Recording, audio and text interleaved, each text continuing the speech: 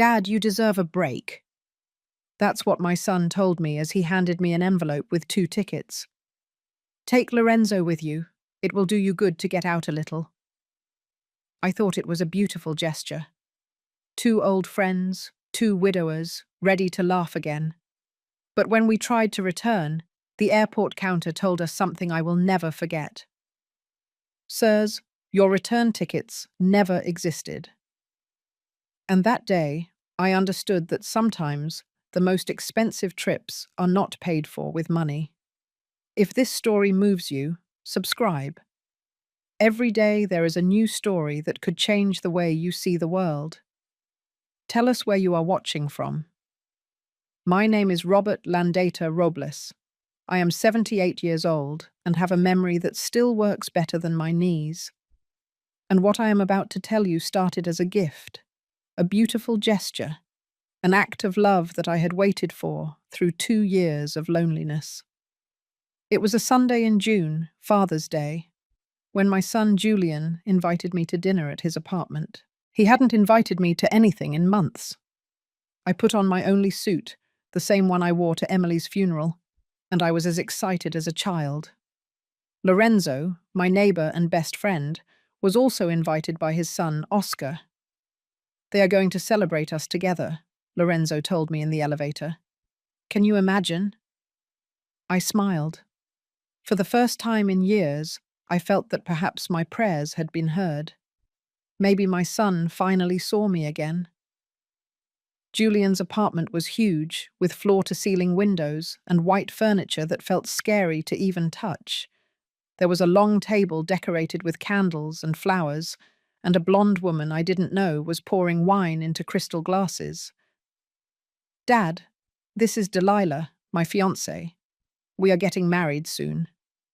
She shook my hand without smiling, her nails painted bright red. Oscar, Lorenzo's son, was also there, a thin man in a dark suit with a serious face. The 4 of us sat down for dinner, me, Lorenzo, Julian, and Oscar. Delilah served the food as if she owned the place. It was chicken in a sauce that didn't taste like much, but I ate it eagerly because it had been so long since I had dinner with my son. Lorenzo also ate slowly, looking at his son with that mix of love and pain that only abandoned fathers understand. And then, after the dessert, Julian and Oscar looked at each other and smiled. Dad, Julian said, standing up. Lorenzo.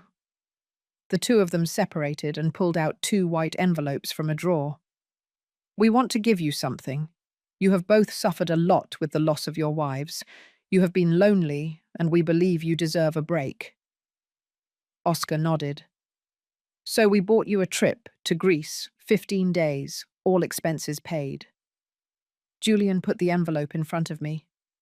Oscar put the other in front of Lorenzo. We both opened them at the same time. Inside were plane tickets, hotel reservations, printed itineraries, Athens, Santorini, Mykonos, the places that Emily and I dreamed of visiting when we were young and thought we would have time. I felt something catch in my throat. It wasn't pure happiness. It was something more complicated. Gratitude mixed with surprise. And maybe, deep down, a small question. Why now? Lorenzo was crying. He cried openly with the tickets in his hand. Son, I don't know what to say. Oscar put his hand on his shoulder. Don't say anything, Dad. Just enjoy it. You both deserve it. I looked at Julian. He was looking at me with that smile he used when he was a kid, when he asked me for money for the movies or to go out with his friends. Thank you, son, I said. It's too much. It's not too much, he replied. It's the least I can do after everything you did for me. He hugged me.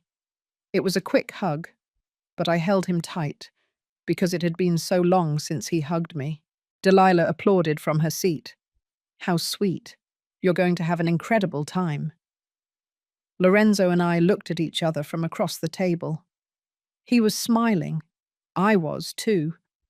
But something in his eyes told me that he also felt that small discomfort, that little voice that whispers, "This is too good to be true." After dinner, while Lorenzo and I waited for the Uber outside the building, he said something to me. "Robert, don't you think it's weird?" I looked at him. "What is?" "That both of them gave us the same trip, the same dates, to the same place." I shrugged. "Maybe they planned it together. They are friends, aren't they?" Lorenzo nodded slowly. "Yes, that must be it." But neither of us sounded convinced. The Uber arrived and we got in silently. All the way home, I looked out the window thinking about Emily. How happy she would be if she knew that I was finally going to see Greece. And then I remembered something she once told me. Gifts without a reason always have a reason. I didn't understand what she meant then, but I would understand soon. A week later, Julian showed up at my house unannounced. He had his work briefcase and Delilah with him. "Dad, before the trip, I need you to sign some papers. It's the international health insurance in case something happens to you over there." I took the papers. There were many, too many. "Is all this for the insurance?" Julian nodded. "It's protocol. That's how it works with international travel for people your age." Delilah sat on the sofa where Emily used to read, looking at her cell phone. I started signing. 1 sheet, 2, 5, 10. "Here too, Dad. And here. And here." I signed where he pointed because I trusted my son, because you trust your own flesh and blood. When I finished, Julian quickly put the papers in his briefcase. "Done. You are protected." He patted me on the shoulder. "You're going to have a lot of fun, Dad." And they left. Later, I found out that those papers were not insurance. They were powers of attorney. They were bank authorizations. They were my death sentence, signed by my own hand. The day of the flight arrived faster than I expected. Julian told me he would pick us up at 5 in the morning to take us to the airport. But at 4:30, a message came in. "Dad, I'm sorry. An emergency came up at the construction site. I sent Matthew. He will take you." Matthew is my grandson. He is 18 years old and is high-functioning autistic. He doesn't talk much, but when he talks, he says important things. He arrived in an Uber with eyes swollen as if he hadn't slept. All the way to the airport, he held my hand, tight, with desperation. Lorenzo was in the front, talking to the driver. I looked at Matthew. "Are you okay, son?" He didn't look at me. He just squeezed tighter. And when we got to the airport, when Lorenzo and I got out with our old suitcases, Matthew hugged me. He hugged me so hard that I felt his ribs against mine. "Grandpa," he whispered in my ear, "count the days." He said it so softly that I almost didn't hear him. "What did you say?" But he was already back in the Uber. I saw him through the glass. He was crying. Lorenzo put his hand on my shoulder. "Does that kid know something? Something we don't see yet?" On the plane, Lorenzo and I toasted with those cheap whiskies they give you in small plastic cups. We were excited, scared too, because neither of us had left the United States in years. "Do you think Greece is as beautiful as in the pictures?" Lorenzo asked me. "More beautiful," I told him. "Emily always said that Greece was the place where the gods fell in love." Lorenzo smiled. "My wife said it was the place where the sea kissed the sky." We toasted to them, to Emily, to Lorenzo's wife, to the loves that left and left us alone. And then Lorenzo said something that gave me a slight chill, but I still didn't understand why. "Robert, do you know how much a trip like this costs?"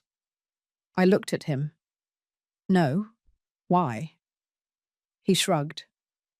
because it must be a lot of dollars. We fell silent. The plane shook with turbulence. A flight attendant passed by, smiling, and I felt something in my stomach. Something that was neither hunger nor nerves. It was a question still without form. When we landed in Athens, the heat hit us like an oven. The airport was huge, full of people speaking languages that sounded like music. Lorenzo and I carried our suitcases with our backs hurting, following signs we didn't understand. A Greek taxi driver charged us €120 for a ride that we later found out should cost €30. The hotel was in an old neighborhood with cracked walls and a noisy elevator, but it had a window that overlooked the sea. And when I saw that blue sea shining under the sun, I felt something like peace. I threw my suitcase on the bed and took out my cell phone. I dialed Julian's number. I wanted to tell him that we had arrived safely, that Greece was beautiful. Thank you. The phone rang, and rang, and rang. Voicemail. Maybe he's busy, Lorenzo said, but he too had just tried to call Oscar, and he had also gone to voicemail. They must be sleeping, I said. But in New York it was 3 p.m. I didn't sleep that first night in Greece. I stood by the window watching the Aegean Sea shine under the moon, full like a black mirror. It was beautiful, so beautiful it hurt. Because Emily should be there with me. She should be holding my hand and telling me, "See, my love, I told you. The gods fell in love here." But she wasn't there. There was just me, a 78-year-old man in a country where I didn't speak the language, with a phone that kept dialing his son's number without getting an answer. Lorenzo was snoring in the next bed. I kept standing. And sometime in the early morning I whispered something I didn't want to admit. "Julian, why don't you answer?" The question hung in the air, unanswered, like so many others in my life. The next 3 days were perfect, too perfect. We visited the Acropolis and took photos with the Parthenon in the background. We ate at tavernas where the waiters treated us like family and gave us free ouzo. We tried Greek wine, olives that tasted of sun, feta cheese that melted in the mouth. Lorenzo laughed. Me too. For moments we forgot that we were widowers, that we were alone, that our children barely visited us. But every night, when we returned to the hotel, we tried to call. Julian didn't answer. Oscar either. The WhatsApp messages stayed with a double grey check, sent, but not read. "Maybe they don't have signal," Lorenzo said, but his voice sounded hollow. "Maybe they are busy," I said, but I didn't believe it anymore. On the third night, Lorenzo sat on his bed and looked at me with those tired eyes of a retired construction worker. "Robert, I think something is wrong." And I couldn't answer him, because I believed it too. On the last day before trying to go home, Lorenzo and I walked through the port of Athens. There were docked boats, fishermen yelling, seagulls flying over our heads. Everything smelled of salt and fresh fish. Lorenzo stopped in front of the sea. "Robert, do you think our sons love us?" The question hurt me like a rock in the stomach, because I had been asking myself that same question for 2 years every time Julian cancelled a visit, every time he hung up quickly, every time he saw me but didn't look at me. "Of course they love us," I told him, but my voice trembled. Lorenzo nodded without conviction. "You're right. It's just that—" He fell silent. He didn't finish the sentence, because we both knew what came after that. It's just that. We walked back to the hotel in silence. We packed our bags. We went to bed early. The next day, we had to go to the airport. The next day, we would return to the United States. The next day, we would discover that the return tickets never existed and that our sons had sent us away to die far from home. Julian was born on a Tuesday in October when I was 33 years old and worked on a construction site putting up walls for people who would never know my name. Emily and I lived in a rented room where the bathroom was outside and the rats ran at night. When the nurse showed him to me through the glass of the newborn nursery, with his wrinkled face and closed fists, I felt something I had never felt: fear of not being enough. With my first paycheck after the birth, I went downtown and bought shoes for Julian, white, small, perfect. They cost me 2 days of work under the sun. When I put them on his tiny feet, Emily cried. "Keep them, my love," she told me, "so that when he is big, he knows where he comes from." I kept them in a shoebox in the closet, but last year, when Julian emptied my house because, according to him, I couldn't take care of myself anymore, that box disappeared. "What about the baby shoes?" I asked him. He didn't even look at me. "I don't know what you're talking about, Dad. You are old. You're confused." And I kept silent, because contradicting your son is admitting that you lost his respect. When Julian was 20 years old and wanted to study architecture, I sold my guitar. It was the only thing I had left of my father, a Spanish one with metal strings that sounded like a storm when you played it well. But the university cost more than I earned in a year. So one Saturday I went to a pawn shop downtown, one of those where they look at you as if you were trash. The guy behind the counter checked it and offered me $300. "It's worth more," I told him, my voice trembling. "Then don't sell it," he replied, shrugging. But I sold it, because it was that, or telling Julian that he couldn't study. Emily found me that night sitting on the patio with empty hands, looking at the place where I used to keep the guitar. She didn't say anything. She just sat next to me and held my hand. 5 years later, when Julian graduated, I was in the front row with my only ironed suit. He went up to the stage to receive his diploma. I stood up to applaud with tears streaming down my face. He saw me and kept walking without stopping. After the ceremony, I looked for him. He was taking photos with his friends. "Congratulations, son," I said. "Thanks, Dad," he replied without hugging me, and he left to celebrate with people who hadn't raised him. After graduating, Julian got a job at a prestigious firm and moved to an apartment in New York that I never saw because he never invited me. At first, he came every week to visit us, then every 2 weeks, then once a month. Emily always justified it while cooking food that he was no longer going to eat. He is building his future, my love. That's how it has to be. But I saw how his visits became shorter, his hugs quicker, his smiles emptier. One Sunday he came to eat and spent the whole time glued to his cell phone. Emily had spent the morning cooking turkey pot pie, his favorite dish since he was a child. He ate 3 bites and said he had to leave. "Already?" Emily asked, her voice broken. "I have a meeting, Mum. It's important." When he left, Emily stayed looking at the cold pot pie on the plate. "He doesn't like it anymore," she said almost in a whisper. "He does like it," I lied, touching her hand. But we both knew the truth. Julian no longer liked being with us.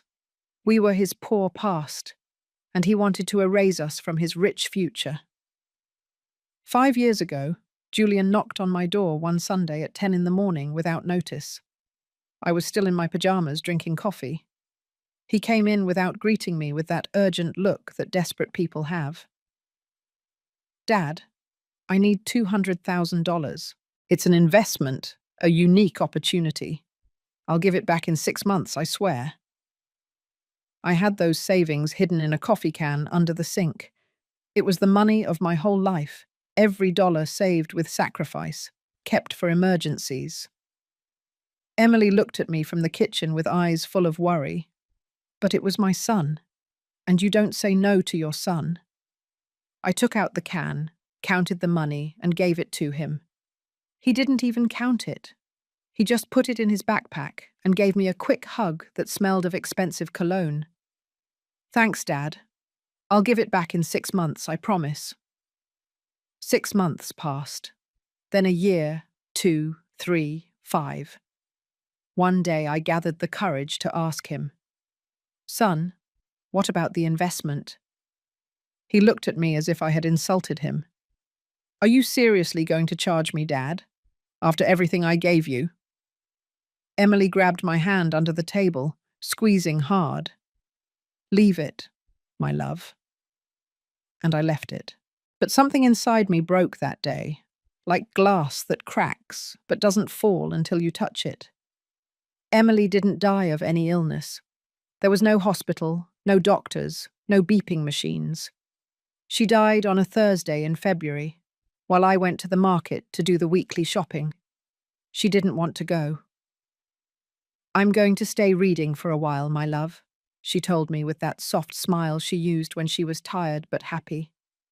Take your time. Take the opportunity to walk.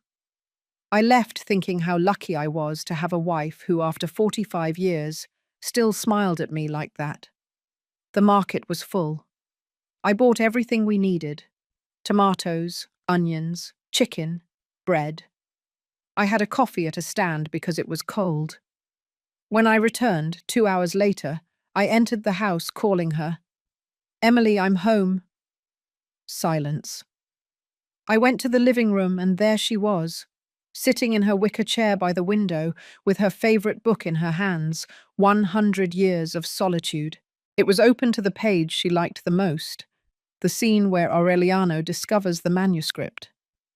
Her hands were still holding the pages gently, like someone holding something sacred. Her head was resting on the backrest, and on her face there was a trace of a smile, a small, calm smile, as if she had finally found what she was looking for. The afternoon light came through the window, painting her face gold. I approached slowly. Emily? I touched her hand. It was cold. She had gone while reading the words she loved, surrounded by light, with a smile on her lips. And I wasn't there to say goodbye. But she left happy, reading her favorite romance, with the sun caressing her face, without pain, without fear. She simply fell asleep and never woke up. I called Julian, crying, Your mum died. I heard silence on the other side, then his shaky voice. I'm coming, Dad. I'm coming. He arrived 3 hours late. 3 hours in which I stayed sitting next to Emily, holding her hand, begging her to wake up even though I knew she wouldn't. When Julian finally came in, he didn't come directly to see her. First, he stood at the door looking at his cell phone. Then he approached slowly, looked at her for 2 seconds and started to cry. But I knew him. I had known him since he was a baby, and those tears were not of pain. They were of guilt. Guilt for not having visited her more, for not having called her more, for having let her die without telling her how much he loved her. And that guilt, instead of making him humble, made him cruel. At the funeral, while I was still watching them lower her coffin, Julian approached me and said, Dad, you should sell the house. It's too big for you alone. Emily had been buried for 2 hours, and my son was already thinking about money. The 2 years after the funeral were the longest of my life. The house became a museum of ghosts. Emily's perfume was still on the curtains, her shampoo in the bathroom, her hand cream on the dresser, her toothbrush next to mine. I couldn't throw anything away because everything was a part of her that I could still touch. Sleeping in our bed was impossible, too big, too empty. So I slept on the sofa with the TV on so as not to hear the silence. Lorenzo visited me every week. We came from the same pain. His wife had died 6 months after Emily. We sat on the patio playing dominoes without enthusiasm, drinking warm beer until the sun went down and we no longer had to pretend we were okay. Julian showed up every 2 months, always in a hurry, always checking his cell phone. And a year ago, he arrived with Delilah. He didn't introduce her formally, he just said, "This is Delilah," like someone introducing a new work tool. She sat on the sofa where Emily used to read, without asking permission, without taking off her shoes, and I felt that something sacred in my house had been profaned. Lorenzo told me about his pain on Sundays, when we had drunk enough beer for the words to come out on their own. My son never hugged me, Robert. Not once, not even when he was a child. Oscar was always cold, calculating, empty inside.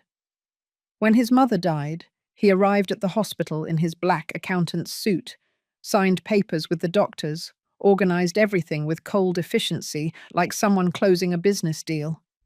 He never cried. Lorenzo cried alone in the waiting room, while the nurses cleaned the room where his wife had just died. I asked him why he wasn't crying, Lorenzo told me, his voice broken. And he told me, "Crying won't bring her back, Dad. You have to be practical." Practical. That word kept spinning in my head for days, because Julian was also practical, too practical, as if love were an unnecessary expense, as if we were an old problem that had to be solved. One day, drinking coffee in my kitchen, I told Lorenzo something I had never given importance to. "Did you know that Emily inherited a plot of land in Brooklyn from her father? We never sold it because she wanted to leave it to Julian when we were gone." Lorenzo slowly put his cup on the table. "How much is it worth?" I shrugged. "I don't know. It's an old lot with overgrown grass and trash, but it's in a good area." Lorenzo looked at me fixedly. "Robert, Julian knows about that lot." I thought. Yes, Julian knew. Emily had mentioned it to him years ago, but he never brought it up in conversation. He never asked how much it was worth. He never showed interest. Until now. "Why do you ask?" I said. Lorenzo shook his head. "Because my house in Los Angeles is also worth dollars. A lot of dollars. And Oscar has been asking about it lately. Too much." We fell silent. The coffee cooled in our cups, and although neither of us said it out loud, we both understood something horrible. Our sons did not give us a trip out of love. They sent us away for money. A week before she died, Emily had a bad day. She was tired, confused, saying things that didn't make much sense. I thought it was the exhaustion of old age. She called me with a weak voice from her chair. "Robert." I ran to sit next to her. She held my hand with surprising strength. Her eyes, those brown eyes that had seen me young and had seen me grow old, were tearful. "The important papers," she told me, breathing with difficulty. "They are put away in the Bible, in my dresser." She fell asleep suddenly, with my hand still in hers. I thought she was delirious, that tiredness made her say nonsense. I never looked for those papers. I never opened the Bible. When she died a week later, I put the Bible in a box along with her clothes, her creams, her reading glasses, everything that still smelled like her. And I put the box in the back of the closet, where I wouldn't see it every day, and break down. Now, from Greece, I think about that Bible every day. What papers? Why did she mention them? And why did I never listen to her? On the plane to Greece, while the clouds passed beneath us like cotton mountains, I closed my eyes and heard Emily's voice again. "The important papers. They are in the Bible." Lorenzo slept next to me with his mouth open and his hands crossed over his belly.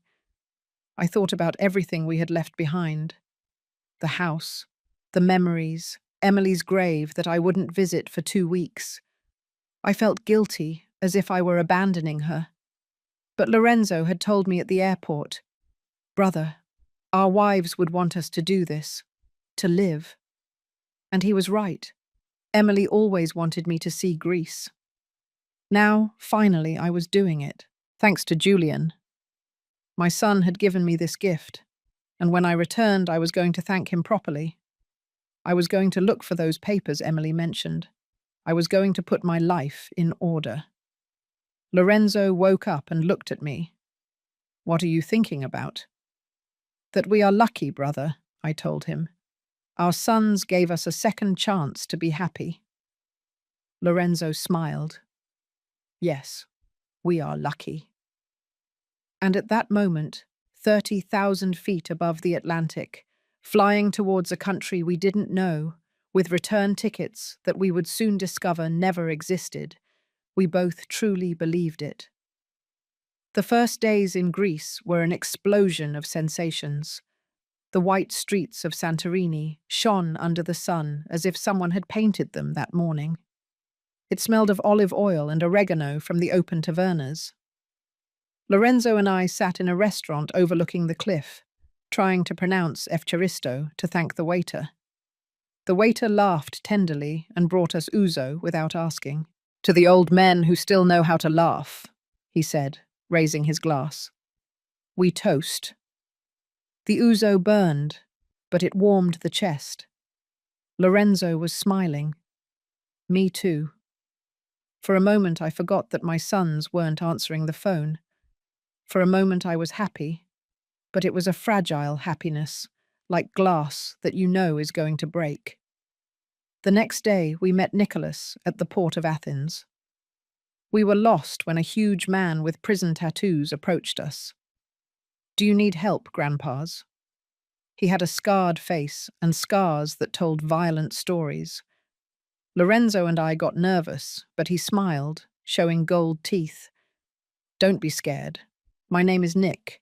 He helped us with the suitcases and talked to the taxi driver so he wouldn't rip us off.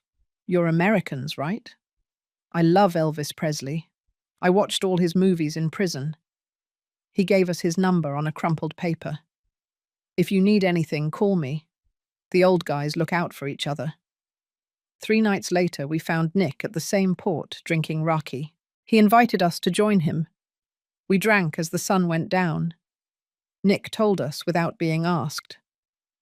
"I spent 15 years in prison. I killed the man who raped my daughter. She was 17. He paused for a long time. "I got out 10 years ago. My daughter doesn't talk to me. She says I ruined her life by forcing her to remember. But I know I did the right thing." Lorenzo said something that chilled me.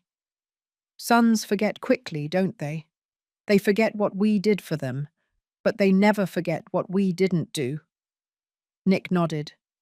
Sons are selfish. All of them, without exception. Every night I dialed Julian's number. Every night. Ring, ring, voicemail.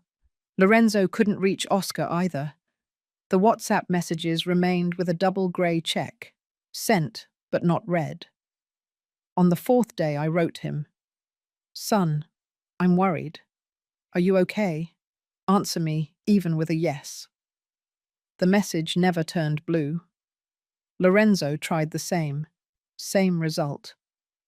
We looked at our phones like time bombs. "Robert," Lorenzo said in a trembling voice, "something is very wrong." I nodded. Our sons were not busy. They were not without signal. They simply didn't want to talk to us. And that was worse than any emergency. On the 5th day, we went to an internet cafe. We paid $2 each. I opened my email. There was a message from the bank sent 3 days ago. "Dear Mr. Landita, your account has been closed at the request of the authorized co-signer. The balance was transferred according to the co-signer's instructions." I read it 3 times.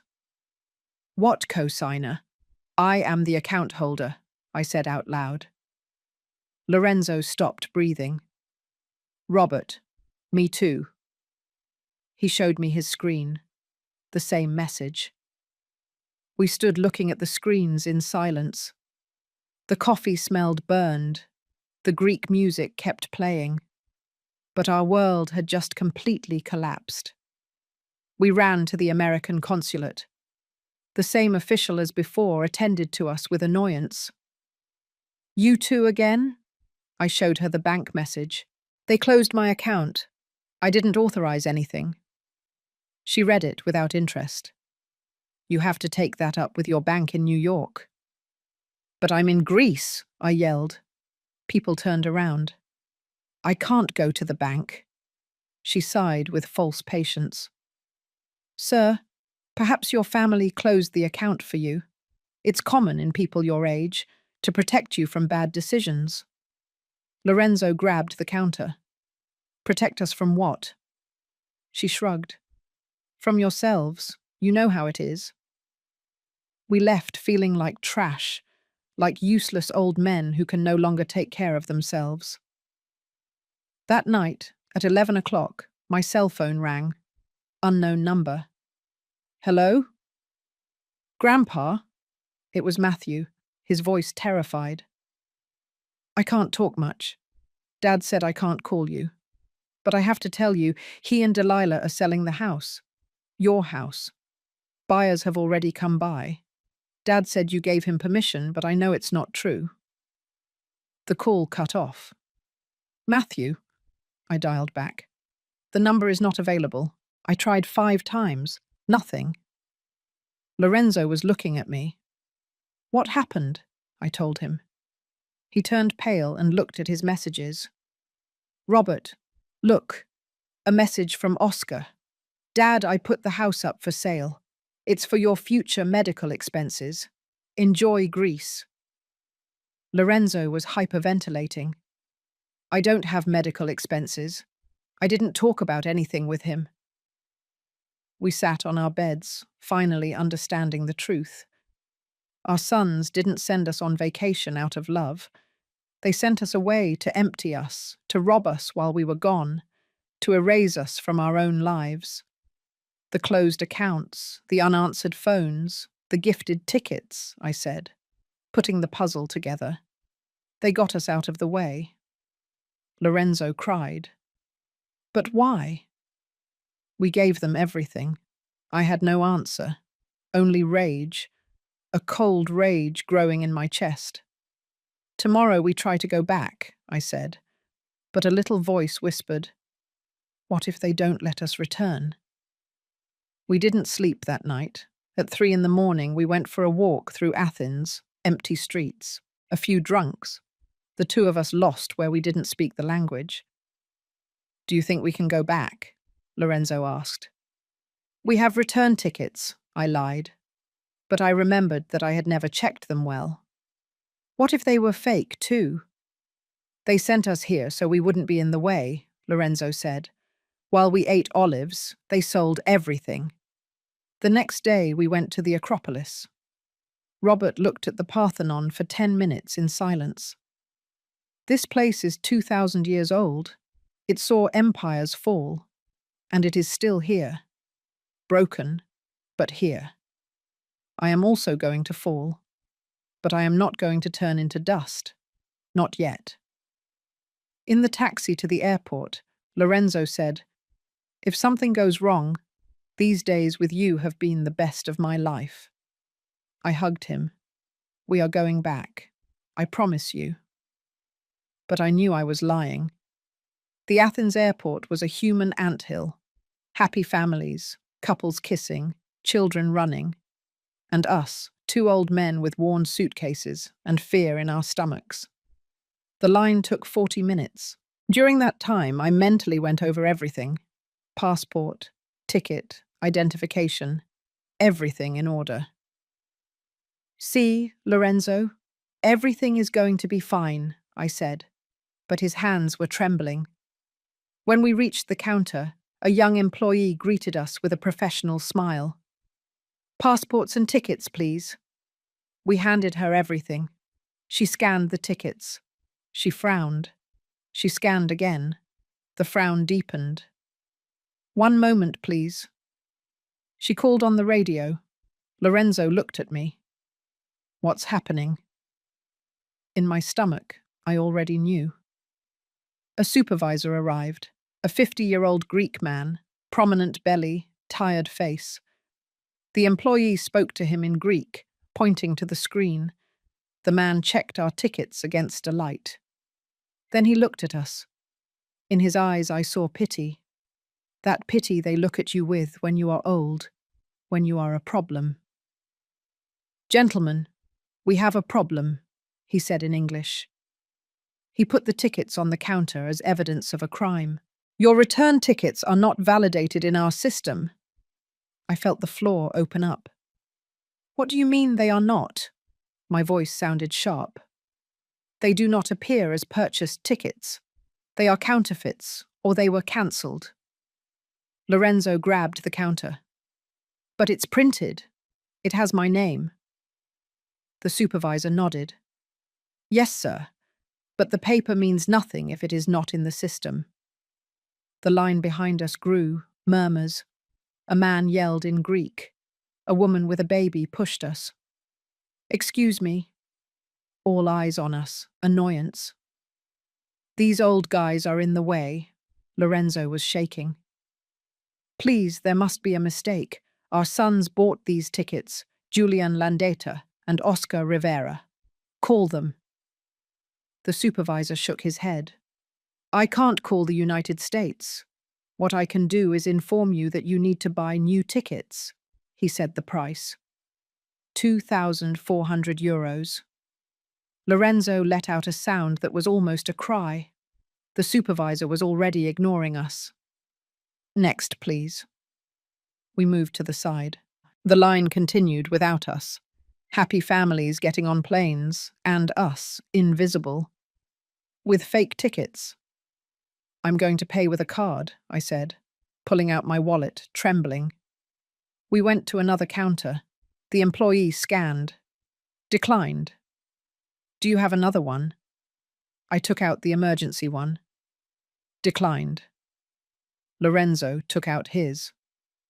Declined. Another. Declined. All rejected. I felt real nausea. "Call your bank, sir." We found a corner near the restrooms. It smelled of disinfectant and despair. I dialed the bank. "International line. 5 minutes on hold." "How may I help you?" I explained quickly. Typing. Silence. "Mr. Landeta, your account was closed 2 weeks ago." "By whom?" "By the authorized cosigner." Something in my chest broke. "I am the only account holder." "Sir, your son Julian was added in January of 2023. Full authorization." 2023. The insurance papers. "And my money?" "Transferred to the account of Julian Landeta Sepulveda." I hung up. Lorenzo was sitting on the floor. People passed by, avoiding him like an obstacle. I sat down next to him. "Lorenzo, call Oscar." He dialed from my phone. Oscar answered on the third ring. Calm voice. "Hello?" "Son," Lorenzo said, breaking down. "I can't return. The tickets don't work.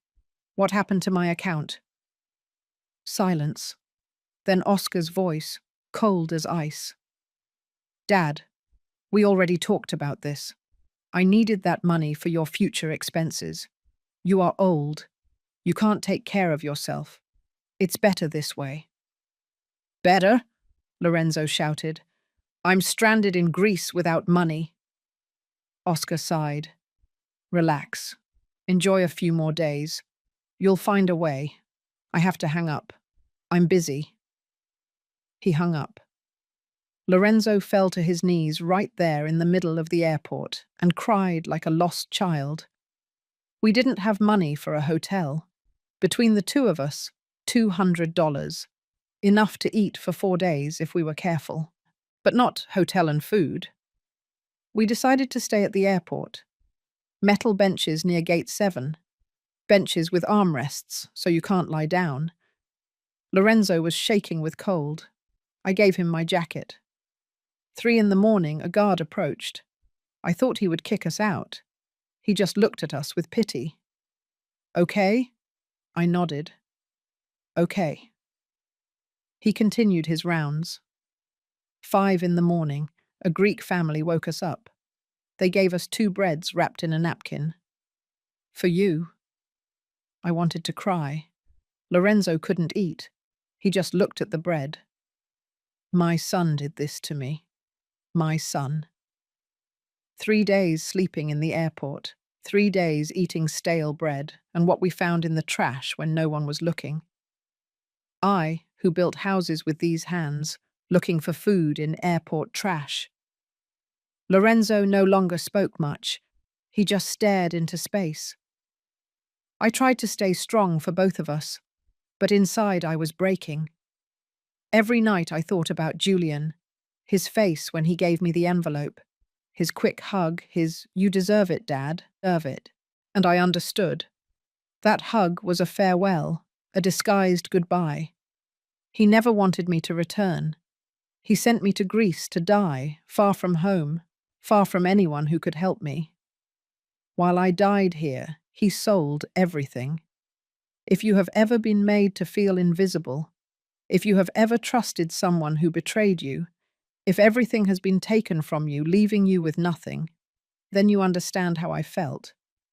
But stay with me, because what comes next is worse, much worse, but it is also better. This story doesn't end in that airport. It is just beginning, and what Lorenzo and I did next is what you have to hear. On the 3rd day, a different guard approached. He had a local newspaper. He put it in front of us, pointing to the cover. There we were, Lorenzo and I.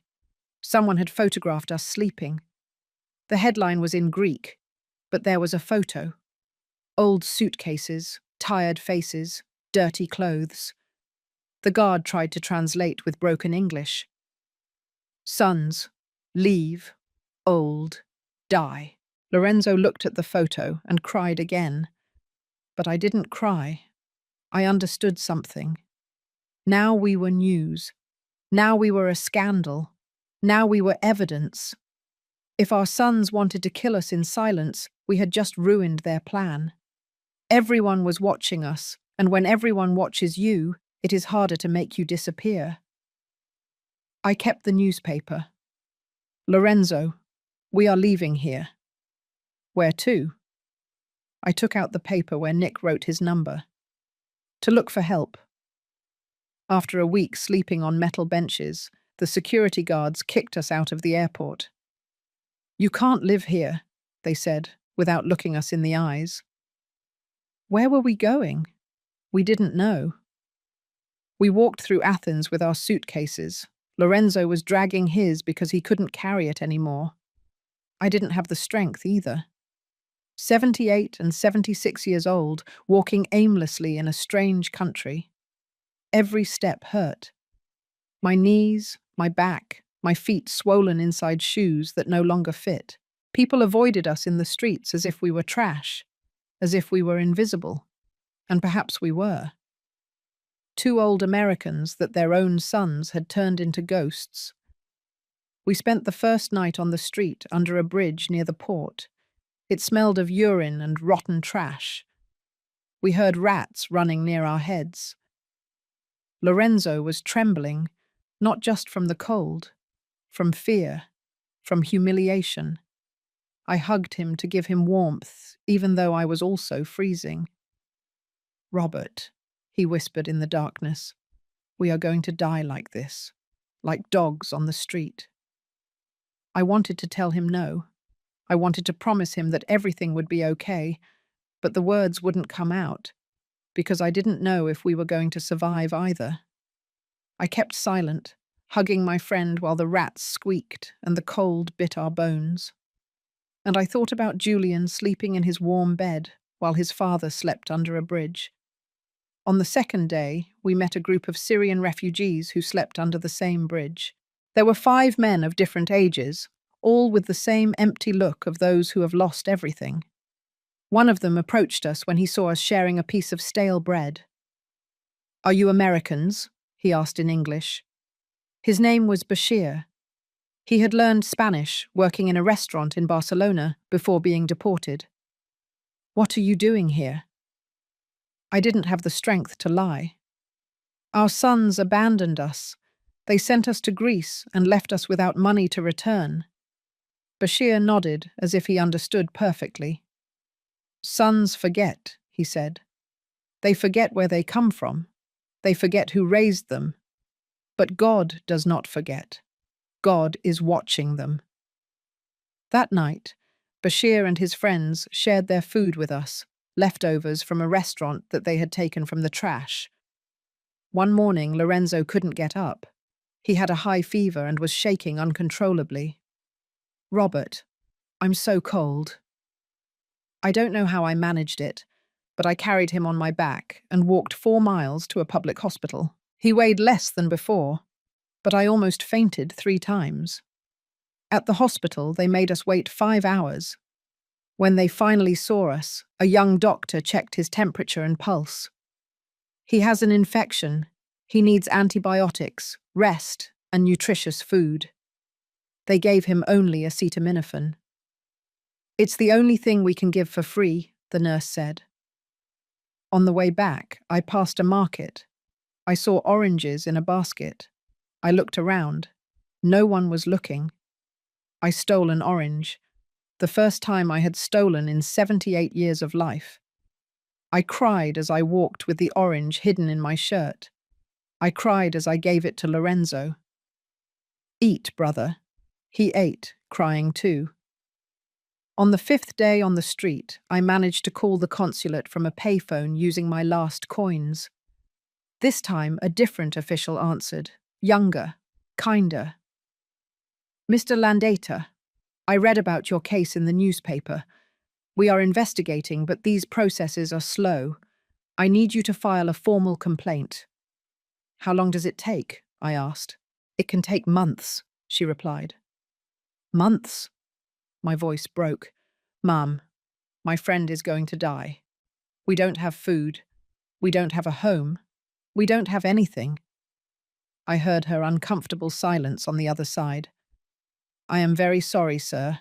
I will do what I can to speed up the process." She hung up. I stood in front of the payphone, feeling how my last hopes were slipping through my fingers. One afternoon, walking downtown, I saw myself reflected in a store window. I didn't recognize myself. The man in the reflection had an overgrown beard full of grime, dirty clothes that smelled of stale sweat, eyes sunken in dark sockets. He looked like one of those homeless people I used to see in New York and to whom I would give a few coins, feeling pity. Now I was that homeless person. "I built buildings," I said out loud. "I put up walls with these hands. I worked 50 years, and now I'm looking for food in the trash." I knelt down in that corner and cried. I cried without caring who saw me. An 8-year-old Greek boy walked by with his mother. He saw me crying. He let go of his mother's hand, approached me, and gave me a €1 coin. "For food," he said. His mother quickly pulled him away, but that coin in my hand weighed more than any burden I had carried in my life. That night, under the bridge, Lorenzo spoke in a low voice. The fever had gone down, but he was still weak. "Robert, I never told you, but I have to tell you now." He paused for a long time. "Oscar is not my biological son. His mother had an affair when we had been married for 3 years. She confessed to me when she was pregnant, but I decided to raise him as mine. I registered him with my last name. I gave him all my love." His voice broke. "And now I understand why he never loved me, why he never hugged me, why his eyes were always empty when he looked at me. He knew I wasn't his blood father." I hugged Lorenzo in that darkness that smelled of misery. "Lorenzo, listen to me. That doesn't matter. You are his father. You always were. The one who raised him, the one who fed him, the one who loved him. That makes you his father more than any blood." One afternoon, Walking through the port looking for food scraps in the closed restaurants, we heard a familiar voice. Americans! It was Nick. He was unloading boxes from a ship. When he saw us, he dropped everything. He ran towards us. His face changed when he saw us. What happened? Why are you like this? I was so ashamed that I couldn't speak. But Lorenzo told him everything. The airport, the fake tickets, the emptied accounts, the streets, the hunger. Nick listened without interrupting. When Lorenzo finished, Nick put his huge hands on our shoulders. Come with me, now. We can't bother you, I said. It's not a bother. It's an obligation. Among betrayed old men, we have to take care of each other. We walked behind him towards his truck. For the first time in days, I felt something like hope. Nick's house was small in the suburbs. 2 bedrooms, peeling walls, old but clean furniture. He gave us clean clothes that were too big for us. He prepared hot food for us, lentil soup, fresh bread, olives. Lorenzo and I cried, eating. We didn't remember the taste of hot food. Then he showed us a room with 2 beds and sheets that smelled of detergent. Rest. We'll talk tomorrow. Before leaving, he said something. My children also abandoned me. After I got out of prison, they never wanted to see me again. But I didn't give up. I got back what was mine. And you are not going to give up either. That night we slept in beds for the first time in 2 weeks. And although we were shattered, for the first time I thought, maybe we can go back. Maybe we can get revenge. The next morning, Nick showed us a box with newspaper clippings. I was also betrayed by my family. My brother kept my father's inheritance while I was in prison. But I got everything back. And I'm going to teach you how. I looked at Nick and understood. This man was not an angel. He was an avenger. And we had just found our teacher. Nick had contacts, people who owed him favors, ex-cons, lawyers who worked in grey areas, a hacker who lived in a basement and hadn't seen the sun for years. Give me the full names of your sons, dates of birth, addresses, any paper you have. We gave him everything. Our IDs, the fake tickets, the WhatsApp messages, everything. Nick put everything in a yellow folder and disappeared. 2 days without seeing him, Lorenzo and I stayed in his house, eating, resting, regaining strength. On the 3rd day, Nick returned. He brought a thick folder. He sat in front of us at his kitchen table. Sit down properly, he said, because what I'm going to show you is going to hurt. It's going to hurt so much that you'll wish you hadn't known. But you need to know everything if you want to get yours back. He opened the folder, and our world collapsed again. Nick took out documents one by one, putting them on the table. Property deeds, bank transfers, powers of attorney, all with our signatures.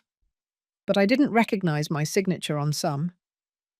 This document says that you, Robert, sold your house in March. I froze. But I was in Greece in March. Nick nodded.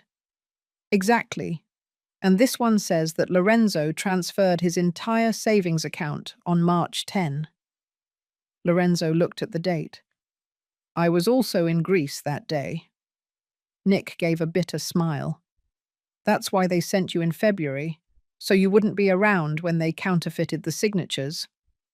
He pointed to a name on the documents. This was done by a notary. Her name is Elsa Moore. She has an office in Brooklyn. She charges $50,000 for each fake document. She's Delilah's friend. The air in the kitchen felt heavy. Everything was planned, I whispered.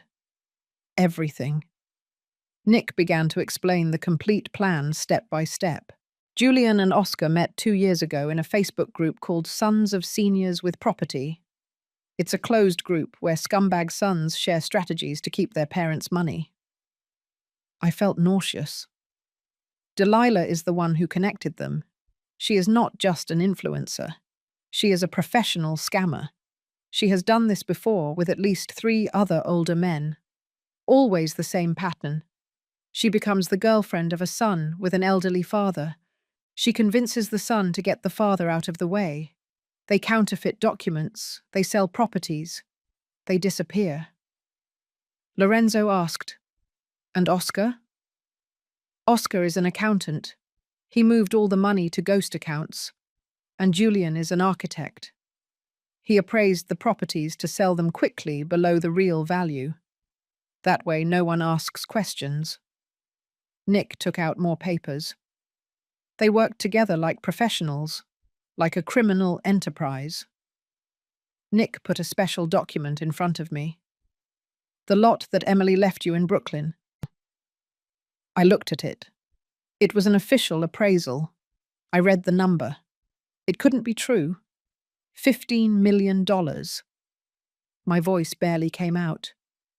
Nick nodded. $15 million. That's why they sent you away.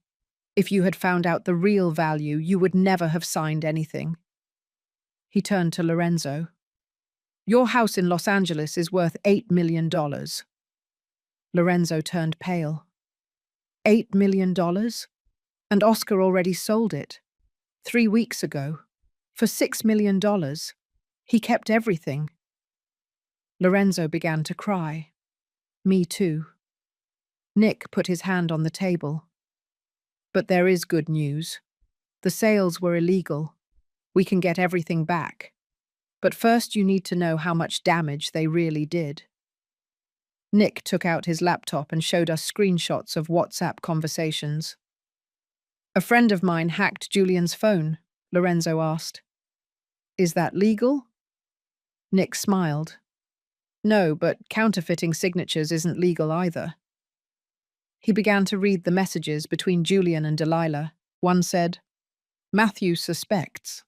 I found him looking through my papers last night." Delilah's response, "Lock him in his room, take his cell phone away.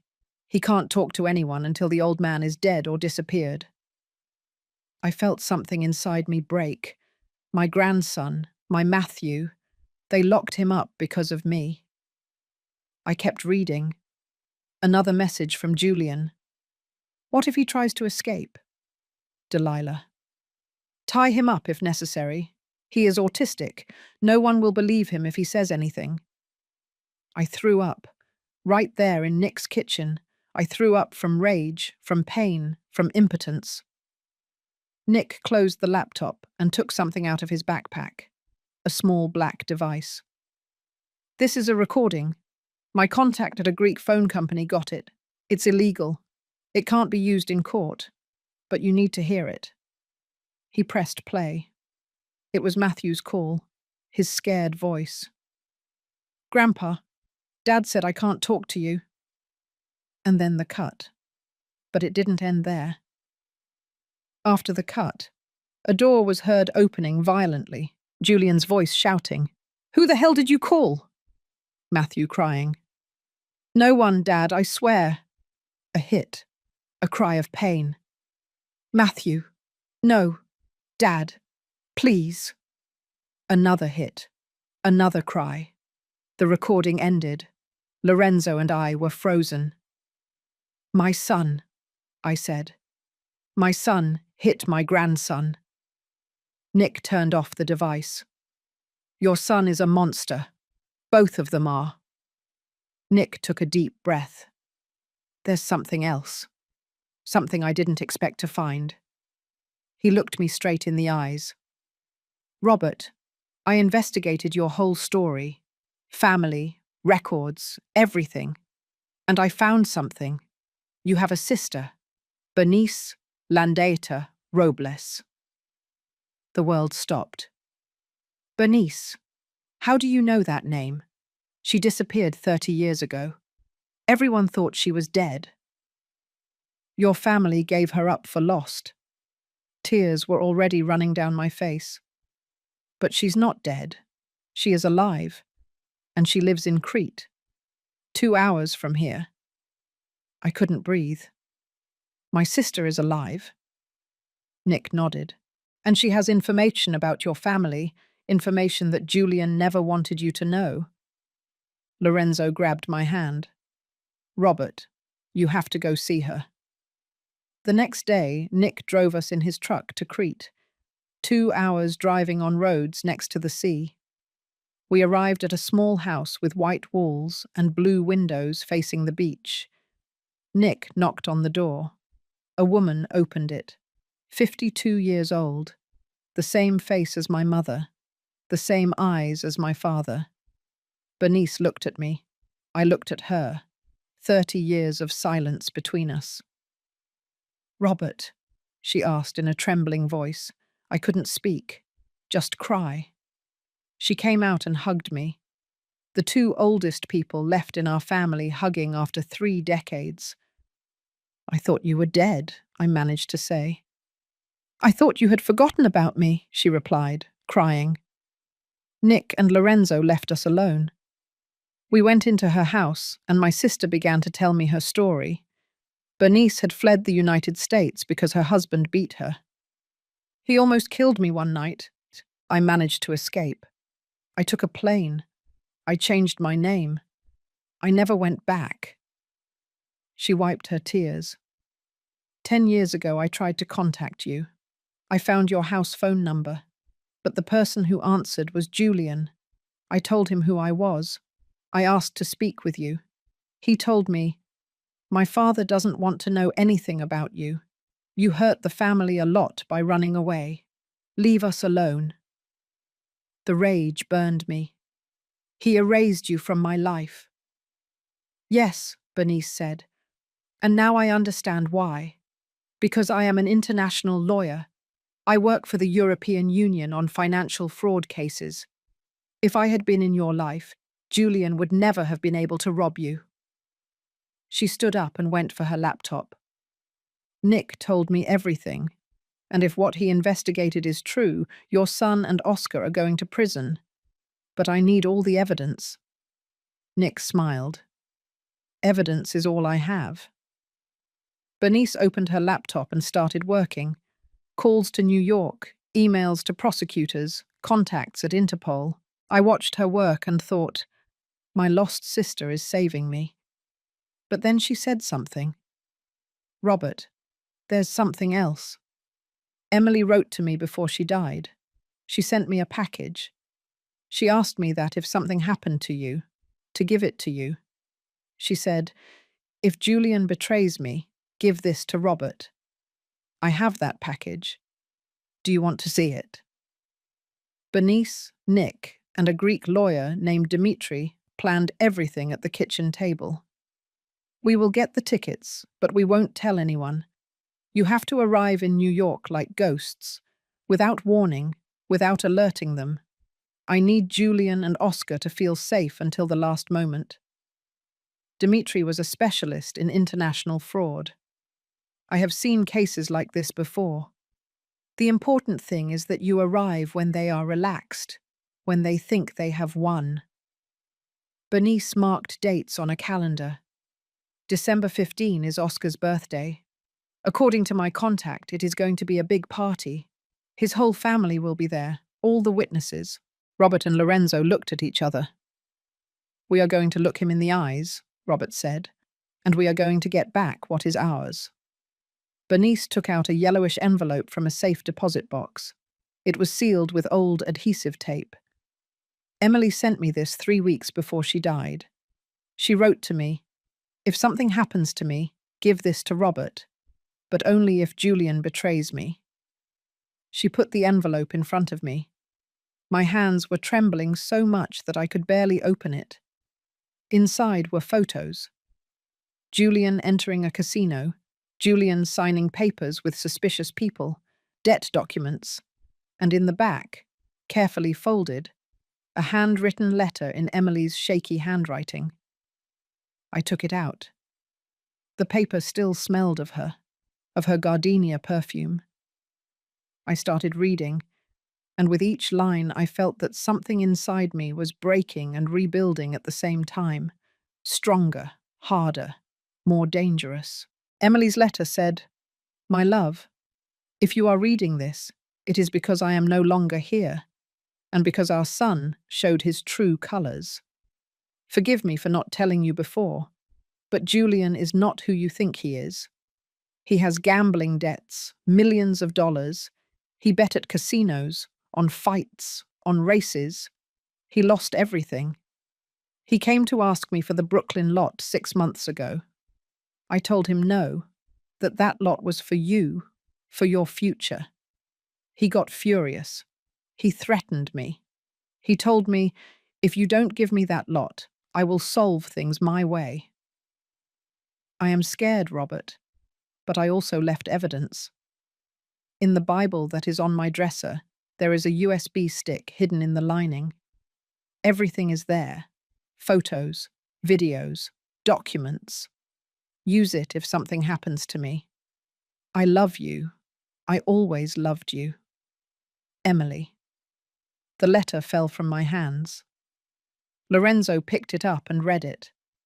When he finished, he looked at me with eyes full of tears, but they were not tears of sadness. They were of pure rage. I read the letter 3 times. Each time the words hurt more. He threatened her, I said out loud. My son threatened Emily while she was dying. While I worked to feed her, he was threatening her to rob her. I clenched my fists so hard that my nails dug into my palms. Lorenzo put his hand on my shoulder. Nick approached and put his hand on mine too. That's why we are going to destroy him, Nick said. But with the law, not with violence. With the law, because the law is going to put him in a place where he will pay every day for every tear he caused you. Bernice nodded. You are going to see him fall, Robert. I promise you. And you are going to see him from above, you standing, him on the ground, as it should be. Bernice bought the plane tickets that same afternoon. Tourist class. Departure on December 14. They would arrive in New York on the night of the 14th, rest, and on the 15th at night, they would go to Oscar's birthday party. She showed the invitation that her contact had intercepted on her laptop. Look, big celebration. Oscar Rivera's house. 8 p.m. Dress code. Elegant. It will be full of people. Friends, family, acquaintances, all the witnesses we need. Robert smiled. It was the first time he had smiled in months. But it wasn't a warm smile. It was a cold smile. A scary smile. Perfect, he said. I want there to be witnesses.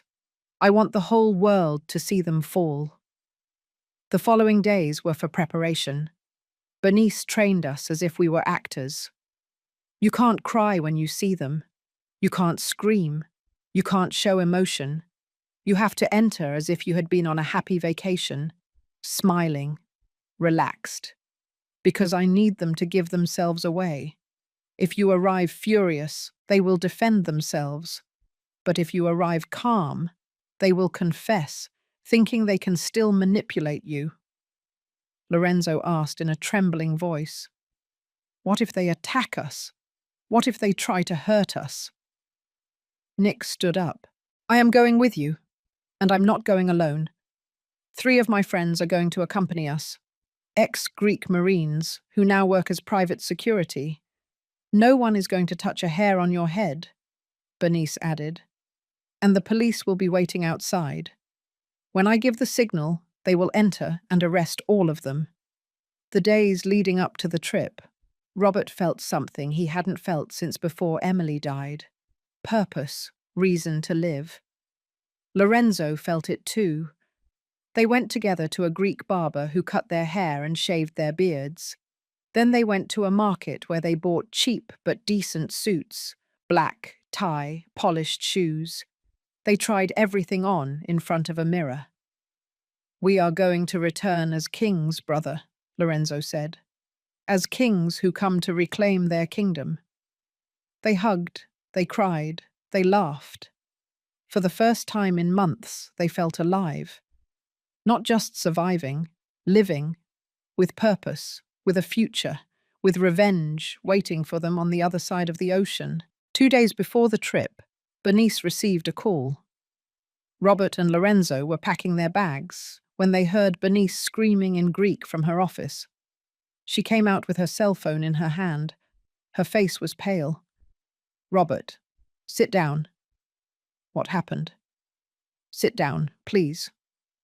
I sat down. Lorenzo, too. Bernice took a deep breath. "My contact in New York just sent me information. Matthew is in the hospital." I felt the world stop. "What?"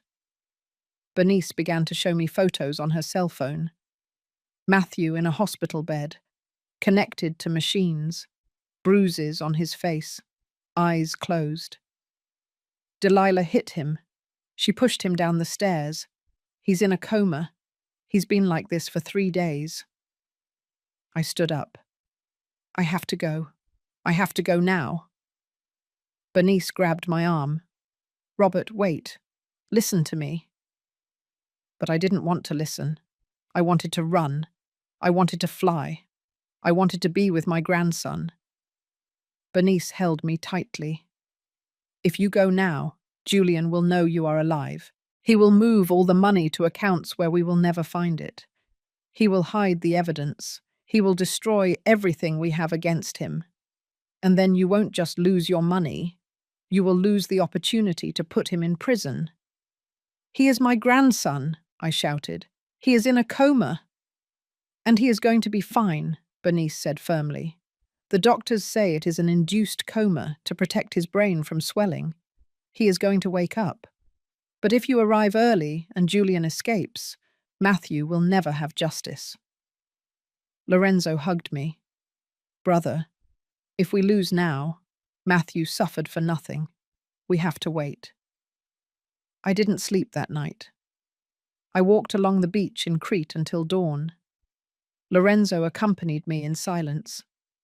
When the sun came up, I said, "I'm going back, and I'm going to make Julian pay for every tear of Matthew's, for every blow, for every second of pain." Lorenzo nodded. "And I'm going to make Oscar pay for every year he lied to me, for every time he made me feel worthless." The next day, at the Athens airport, already in line to board, Bernice's cell phone rang. She read a message, looked at me, and smiled. "Matthew woke up an hour ago and asked to see you." I collapsed in Lorenzo's arms, crying. "And there's more," Bernice added. "He told the police who hit him, 'Robert, your grandson is stronger than all of us, and he is waiting for you.'" The plane landed at John F. Kennedy International Airport in New York at 11 o'clock on the night of December 14. I looked out the window. The city lights shone like fallen stars. Lorenzo squeezed my hand. "We made it, brother." Nick, sitting in the seat behind, leaned forward. "Ready?" I nodded. We were wearing the same suits we had left in, black, ironed, dignified. But now we looked like well-dressed ghosts. Ghosts who had returned from the dead to collect what they were owed. When we got off the plane and set foot on American soil, I felt something in my chest. It wasn't happiness. It wasn't relief. It was something darker, colder. It was a thirst for justice. And that thirst was about to be quenched. Bernice was waiting for us at the terminal with 2 rented cars. She hugged us. "Welcome home." In one car was her, Lorenzo and me. In the other, Nick, with 2 huge men, ex-prison mates of his who now lived in New York, working as security. "Just in case," Nick had said. We didn't go to my house. We didn't go to any house. We went straight to St. Jude's Hospital where Matthew was. It was midnight. The streets were empty. I looked out the window, recognizing every street, every building, every corner, my city, the city where I had worked 50 years, the city where my sons had betrayed me. Bernice drove in silence. Lorenzo slept in the back seat, exhausted from the trip, but I was completely awake. alert, ready. "Does Julian know Matthew woke up?" I asked. Bernice nodded. "Yes, but he doesn't know that Matthew spoke to the police. He thinks his son is confused by the blow. He thinks he is still safe." We arrived at the hospital, room 307. Bernice knocked softly. A nurse opened. "Family of Matthew Rivera?" "Yes," I said. "I am his grandfather." She let us pass. And there he was, my grandson, sitting up in bed, with yellow bruises on his face that were once black, with a bandage on his head, but awake, alive. He saw me enter. His eyes opened wide. "Grandpa?" His voice sounded hoarse. I ran towards him. I hugged him carefully not to hurt him. He started to cry. "Grandpa, I thought you were dead. Dad said you died in Greece, that you had a heart attack on the plane." I squeezed him against my chest. "I'm here, my son. I'm here. And I'm never going to leave again."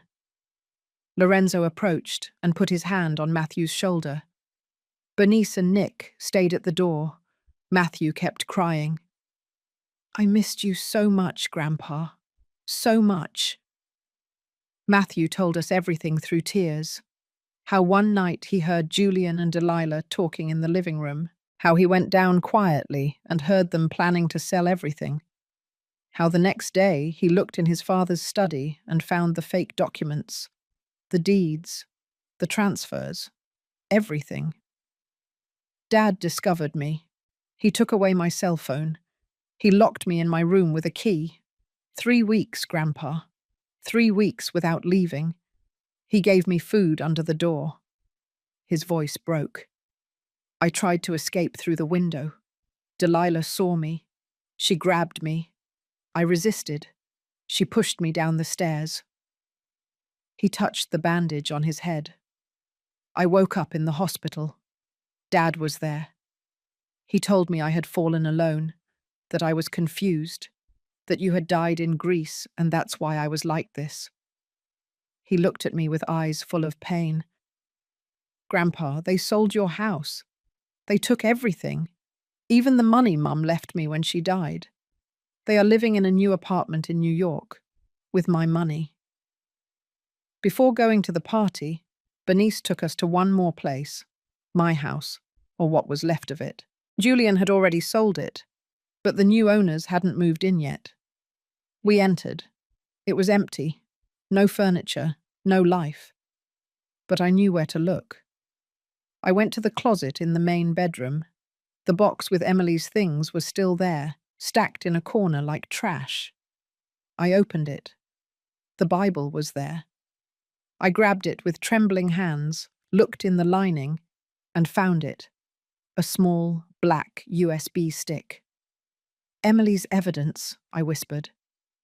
Bernice connected it to her laptop right there.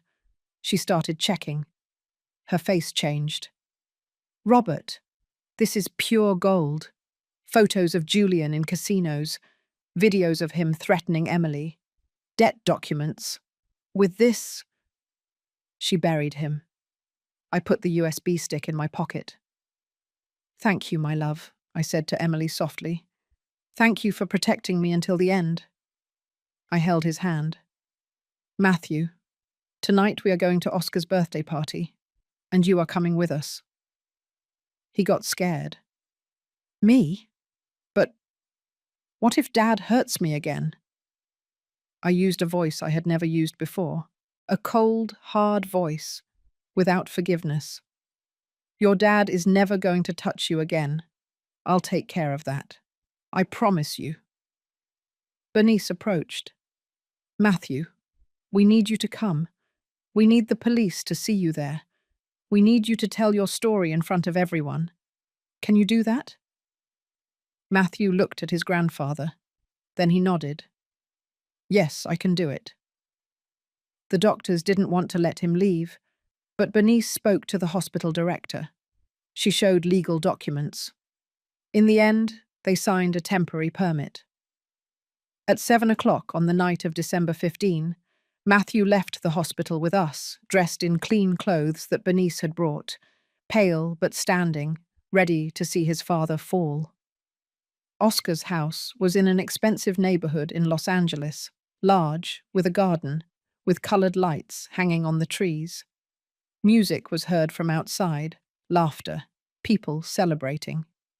We arrived in the 2 cars, Bernice, Lorenzo, Matthew and me in one, Nick and his 2 friends in the other. It was 9 o'clock at night. The party was in full swing. We got out. I wore my black suit, Lorenzo too. Matthew was between us. Bernice rang the doorbell. No one answered. The music was too loud. She pushed the door. It was open. We entered. The hallway was full of balloons. The living room was full of people. Waiters circulated with trays. There was a long table with food. And at the back, next to the window, with a champagne glass in his hand, laughing at something someone was saying to him, was Julian. My son. The man who had sent me to die. Someone saw us first. An older woman. She screamed. Oh my God!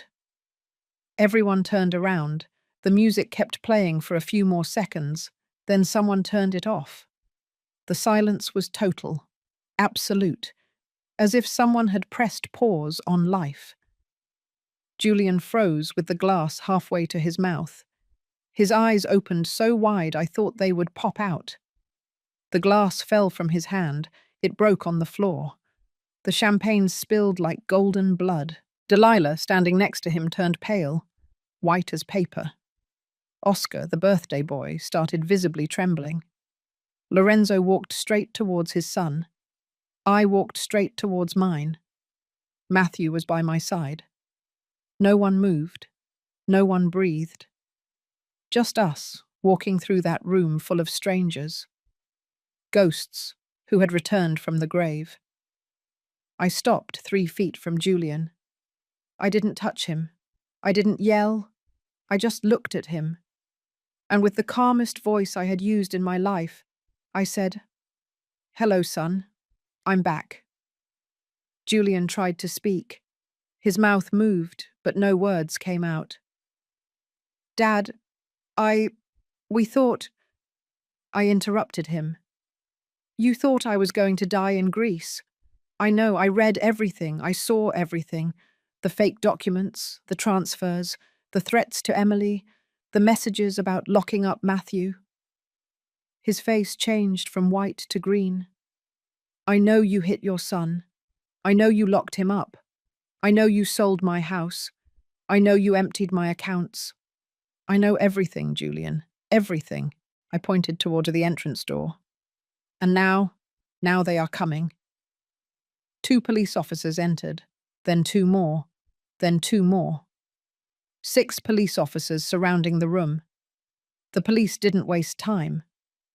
One of them took out papers. Julian Landeta Robles, Delilah Sepulveda Torres, Oscar Rivera Mendoza. You have arrest warrants for fraud, counterfeiting documents, child abuse, and domestic violence. Delilah screamed. This is a mistake. I didn't do anything. It was him, she pointed to Julian. He planned everything. Julian looked at her, betrayed. The police put handcuffs on them. A woman at the party turned out to be Elsa Moore, the notary. They also arrested her. You don't understand, Julian shouted as they dragged him away. He is old. I just wanted to protect him. I looked at him. You hit my grandson. That is not protection. That is monstrosity. Julian tried to approach me. Nick stepped in, his huge hand on Julian's chest. Don't even think about it. The police took them away. Delilah screaming, Oscar crying, Elsa silent, and Julian. Julian looked at me. Before they took him out the door, I approached. I whispered something in his ear, something no one else heard. He turned pale. He started to cry. His legs gave way. The police had to carry him. I turned around. I hugged Matthew. It's over, my son.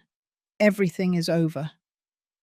As the police cars drove away with sirens, Lorenzo asked me, "What did you tell him?" I looked at the floor. I told him that Emily told me everything before she died, that she told me he threatened her, and that now she can finally rest in peace, knowing that he is going to pay. Lorenzo hugged me.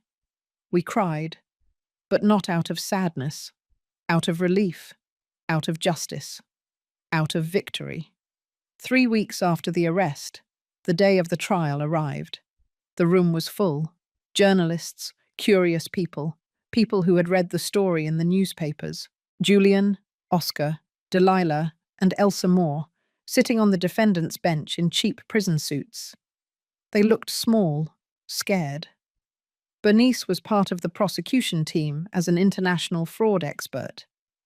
When she took the stand dressed in her black suit, with perfectly organized documents, with her firm voice explaining every transfer, every counterfeited signature, every movement of money, I looked at her with pride. My sister, the sister I thought was dead for 30 years. Now she was there methodically destroying my son's defense. The accused planned this for 2 years. They used fake documents, corrupt notaries, and took advantage of the vulnerability of 2 seniors. This was not a mistake. It was organized crime. The judge listened, taking notes.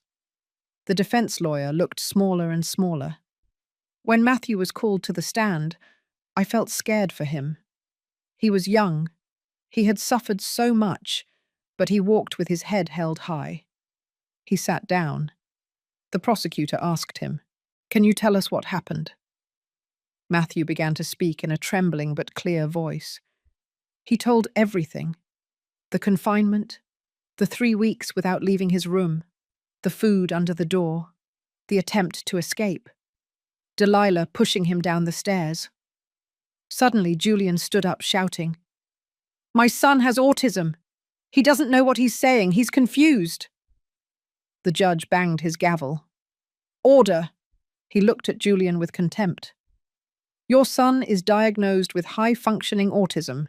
His cognitive ability is perfect. His testimony is completely valid. And you, Mr. Landater, are you going to keep silent, or will you be removed from this room?" Julian sat down. Matthew continued telling his story. Every word was a stab in his father's chest, and every word was true. When I was called, I calmly took the stand. The prosecutor asked me to tell my story, and I told it. All of it. From the Sunday Julian invited me to dinner, to the envelope with the tickets, to the Athens airport discovering that I couldn't return, to sleeping under a bridge, to eating from the trash, to the hospital where I found Matthew. I spoke for 40 minutes. The room was in complete silence. Some people cried. When I finished, I said something I had been wanting to say for months. I gave life to that man. I fed him. I educated him. I sold the little I had so he could study. And he tried to take mine. He tried to kill me far from home to keep my money. But he did not succeed. He did not succeed because I am stronger than his greed, because I have something he never had. Dignity. I got off the stand. Julian had his head down. He didn't look at me once. Julian's lawyer attempted a pathetic defense. "Your Honor, my client acted with good intentions. He only wanted to protect his father from bad financial decisions, typical of his advanced age. It is common for seniors to—" Bernice stood up, interrupting him. "Protect him? Do you call it protection to send a 78-year-old man to another country without a return ticket? Is protection emptying his bank accounts? Is protection hitting your own son and leaving him in a coma?" The lawyer tried to respond. Well, the circumstances—" Bernice interrupted him again. "The circumstances are clear. This was an attempted homicide by abandonment. They sent 2 elderly men to starve to death in a foreign country. And when the grandson discovered the plan, they beat him until they almost killed him. Is that protection? The lawyer sat down. He had no more arguments. He didn't even try to refute. The judge read the sentence in a firm voice. After reviewing all the evidence presented, this court finds the defendants guilty of the following charges: aggravated fraud, counterfeiting official documents, abuse of the vulnerable, domestic violence, and attempted homicide by abandonment. He paused. Julian Landeta Robles, 15 years in prison. Oscar Rivera Mendoza, 12 years in prison. Delilah Sepulveda Torres, 10 years in prison. Elsa Moore Sanchez, 8 years in prison. The room exploded in murmurs. The judge continued. Furthermore, the defendants must return all the stolen money plus damages and compensation calculated at $2 million additional. The properties are immediately returned to their rightful owners. He banged his gavel. This is one of the cruelest cases of family fraud I have seen in 30 years of career, and I hope it serves as an example to others who think they can abuse their parents with impunity. Final sentence. Lorenzo grabbed my hand. We both cried. While the guards took the condemned away in handcuffs, Julian turned around. He looked at me, and he shouted, "Dad, forgive me. I love you. Please, Dad." His voice was breaking. Tears ran down his face. Delilah cried silently. Oscar walked with his head down. Elsa walked in silence, accepting her destiny. But Julian was shouting my name. "Dad, don't leave me. I need you." I looked at him from my seat. I didn't move. I didn't speak. I just looked at him. And in that look, I told him everything I would never tell him with words again. I told him, "It's too late. There is no forgiveness. There is no turning back. You are my son. You will always be my son. But you are no longer part of my life." I watched him until he disappeared through the door. Matthew was next to me. He hugged me. "Did you do the right thing, Grandpa?" I nodded, because I knew I did. After the trial, Bernice took me aside. "Robert, I investigated more about Delilah, and I found something you need to know." She took out some papers. "Delilah has a daughter. Her name is Lucy. She is 8 years old. She lives with her maternal grandmother in Miami. The girl doesn't know anything about what her mother did. The grandmother is a decent woman who works cleaning houses to support the girl." She showed me a photo. A girl with big eyes and a shy smile. "Why are you telling me this?" I asked. Bernice looked at me seriously. "Because that girl is going to grow up without a mother. She is going to grow up with the stigma of being the daughter of a criminal. She is going to suffer for something she didn't do. And I thought that maybe you would want to do something." I kept looking at the photo. "What do you want me to do?" "You decide. But I thought you should know that she exists." I put the photo in my pocket. For 3 days, I thought about that girl. A week later, Matthew and I traveled to Miami. We found the grandmother's house. It was small, poor, but clean. We knocked on the door. A woman in her 60s with a tired face opened. "Yes?" "Ma'am, I am Robert Landeta, Julian's father." Her face changed. You are..." "Yes, I am your daughter's victim." She started crying. "Sir, please forgive my granddaughter. It's not her fault. She doesn't know anything." "I know. That's why I came." We went in. The girl was sitting on the floor doing homework. She looked at me with those huge eyes. "Hello," she said shyly. "Hello, Lucy," I replied. I sat on the floor with her. Matthew sat down too. "Do you like math?" She nodded. "It's my favorite subject." I smiled. "My grandson, too." We spent an hour with her. She was sweet, innocent, intelligent. She was not guilty of anything. When we left, I told the grandmother, I am going to create a trust for Lucy, for her education, so that she doesn't end up like her mother. The grandmother fell to her knees, crying. She tried to kiss my hands. I lifted her up. Don't do that. Do it for your granddaughter. Make sure she studies, that she has opportunities, that she is better than us. She nodded, crying. I promise you. I promise you. On the way back, Matthew asked me, Grandpa, why did you help her? Her mum almost killed us. I looked out the window. Because that girl is innocent, and because breaking the cycle of revenge is the only thing that makes us different from them. If I had let her suffer for her mother's sins, I would have become the same as Julian. Matthew nodded. I love you, Grandpa. I love you too, my son. 3 months later, a letter arrived from prison. It was from Julian. He asked for forgiveness. He said he was in therapy, that he understood what he had done, that maybe someday. I read it in front of Lorenzo and Matthew. I folded it. I put it in a drawer. Maybe someday, I said. But not today. Today it still hurts too much.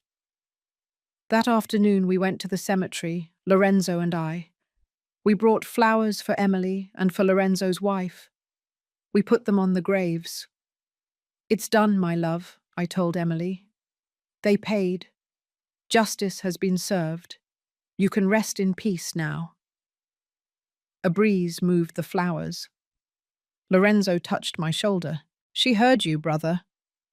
I smiled. I know. 6 months after the trial, I sold the Brooklyn lot. A developer offered me $15 million. I sold it. I divided the money into 3 parts. One for Matthew, one for me, one for Lorenzo. With my share, I bought a small house in Palm Beach, Florida, facing the sea. 2 bedrooms, a kitchen overlooking the ocean, a patio where I could sit and watch the sunset. Lorenzo bought the house next door, exactly the same as mine. Neighbors forever, brother, he said the day we signed the deeds. Forever, I replied. We moved in December, the same month that a year earlier they had sent us to Greece to die. But now we were not dying. We were living, truly living for the first time in years. Matthew decided to move in with me. I don't want to go back with Dad ever again, even if he gets out of prison. I want to stay with you. I enrolled him in a specialized school for kids with autism. He had a talent for math. The teachers were impressed. He started going to therapy twice a week. At first, he didn't talk much, but little by little, he opened up. One décidé. 6 months after moving in, I heard him laugh, truly laugh. He was on the beach with some new friends from school. They were playing in the sand. I watched him from the terrace and cried, because it had been so long since I had seen him happy. That night, during dinner, he told me, Grandpa, when I grow up, I want to study psychology to help other kids like me who were hurt by their parents. I looked at him. You are going to be a great psychologist, son. He smiled, like you were a great grandpa. Bernice visited us every month. She traveled from Crete to spend a week with us. We cooked together. Our mother's recipes that neither of us had made in decades. We talked about our childhood, about our father who died when we were young, about the things we didn't tell each other for 30 years. One afternoon, sitting on my terrace, watching the sea, she said something. Forgive me for not coming back sooner. If I had been in your life, Julian never would have been able to do this to you. I held her hand. Bernice, there is nothing to forgive. You had to save yourself first, and you came back when I needed you most. That's all that matters. She cried on my shoulder. I missed you so much, brother. I missed you too. but we are never going to lose each other again. Never again. Lorenzo was also healing. The first months he spoke little. He spent hours sitting on his terrace watching the sea. But little by little he started going out more, smiling more, living more.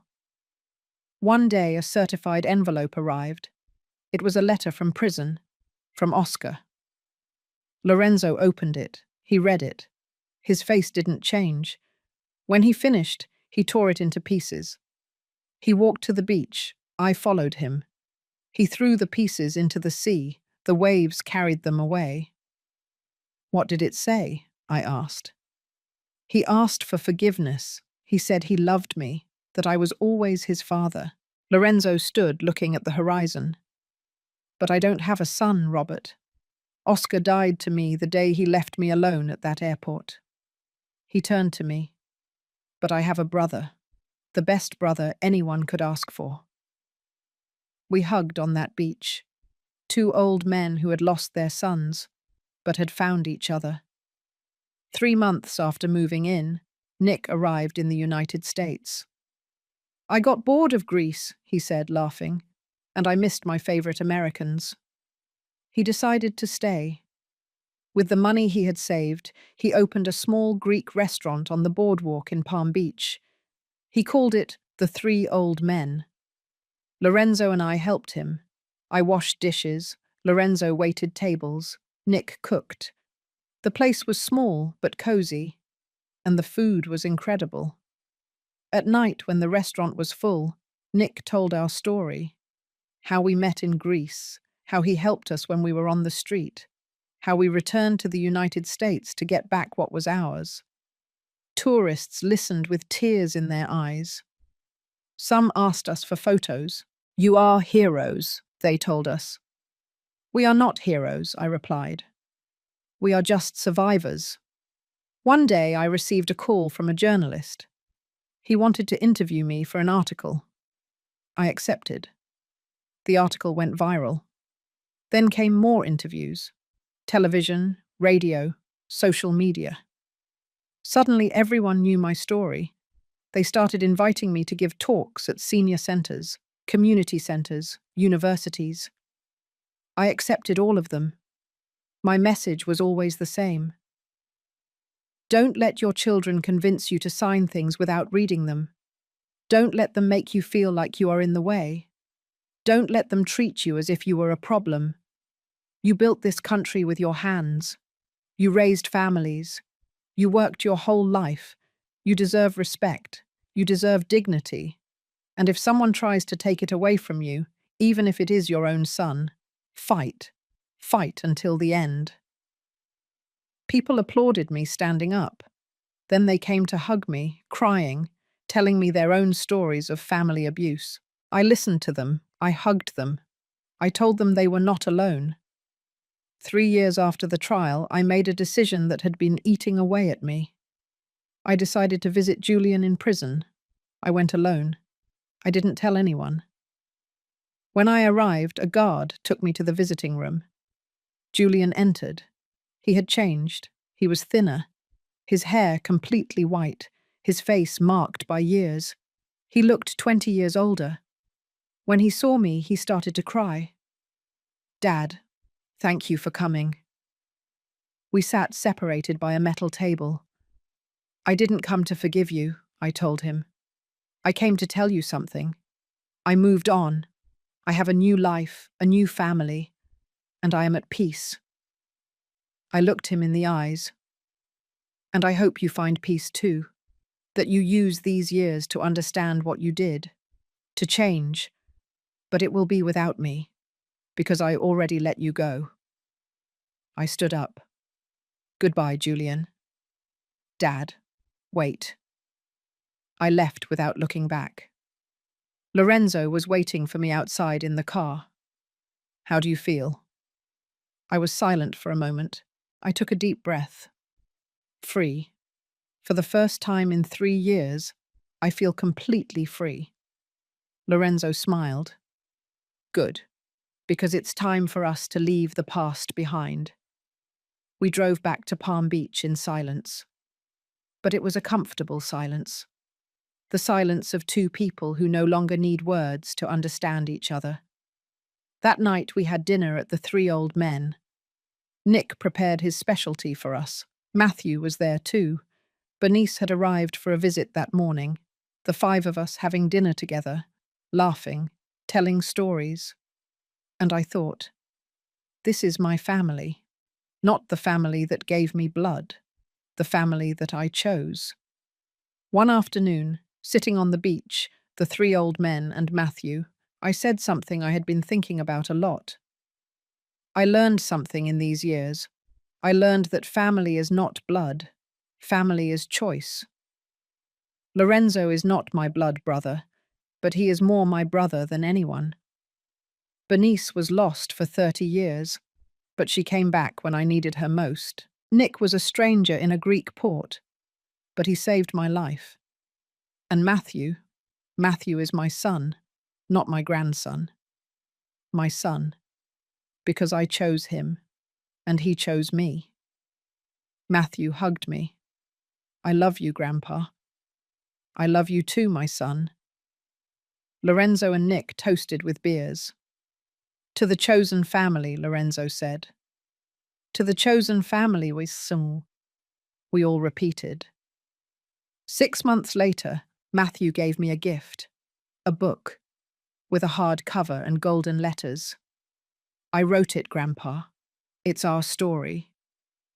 I opened it. The title said, The Tickets That Never Existed. I started reading. By the 3rd page, I was already crying. Matthew, it's so that others know that you can survive, he said. That you can start over. That it's never too late. I hugged him tightly. I am so proud of you. Now I am 81 years old. Lorenzo is 79. Nick, 75. Matthew, 21. Bernice, 55. Every day we sit on my terrace to watch the sunset. Every day I am grateful to be alive. I am grateful to have survived. I am grateful to have returned. Because Julian wanted to bury me. He wanted to leave me to die alone in a strange country, but he didn't know something. The seeds that you bury in fertile soil do not die. They grow. They become stronger. They break the earth and come out towards the sun. And I was a seed, an old seed, but still alive.